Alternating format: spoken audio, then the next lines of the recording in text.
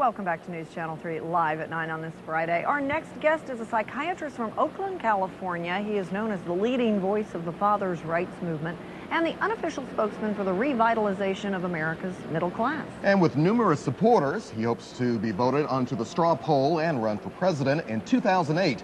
Labeled as not your typical Republican, Dr. Mark Klein believes it's time for a change in the White House. And Dr. Klein joins us this morning here in Memphis and on News Channel 3 Live at 9. Sir, it's good to have you here. Welcome.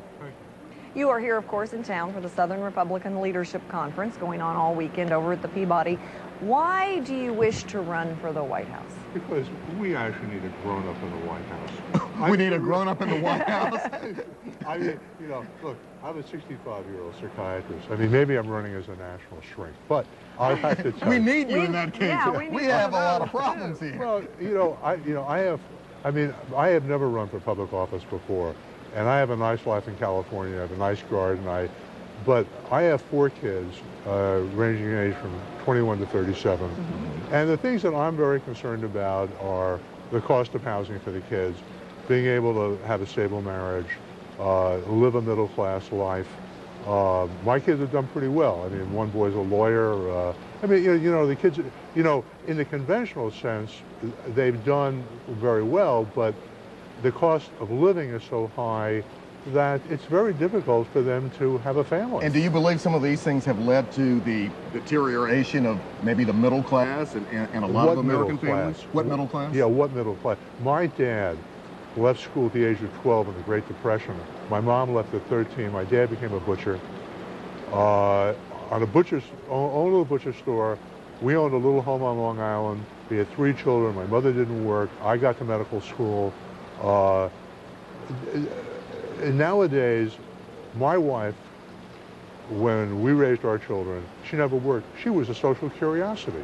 Yeah, mm-hmm. yeah. Mm-hmm. Is that because we can't afford it? In other words, if you had someone today who didn't, how far did you say your father went in school? 13. Okay. If we had someone in that situation today, they would make it only to abject poverty. What are you saying? We have very rich and very poor, and that's it? Well, I don't put it that way.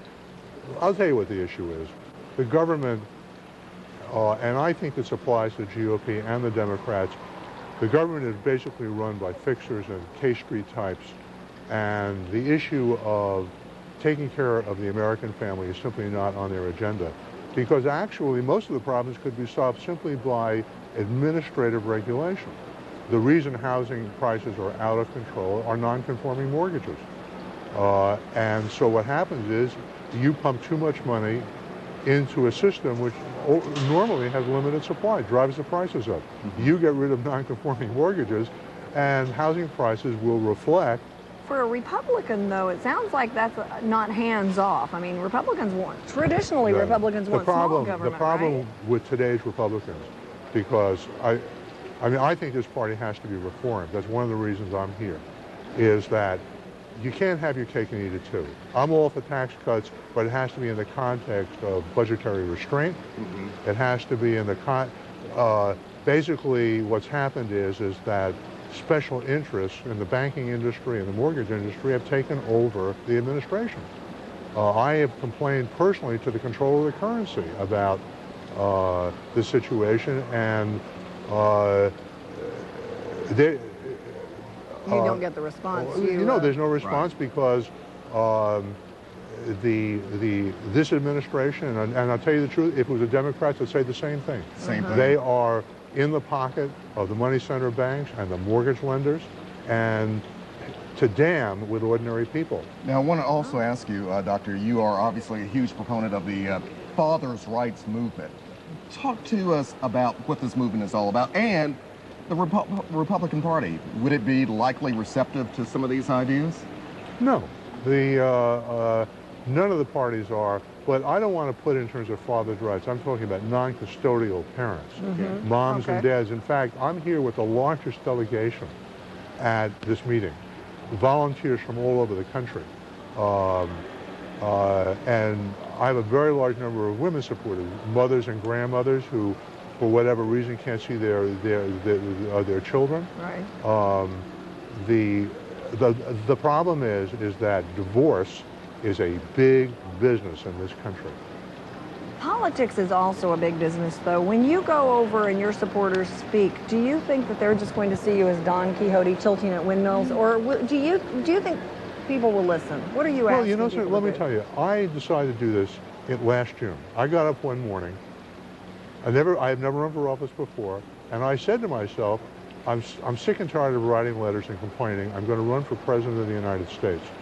And I'm a moderately prosperous guy, and I put aside about $20,000 to finance it, and I decided not to fundraise. I thought it was a distraction. My idea was, if my message was any good, people would come to my banner.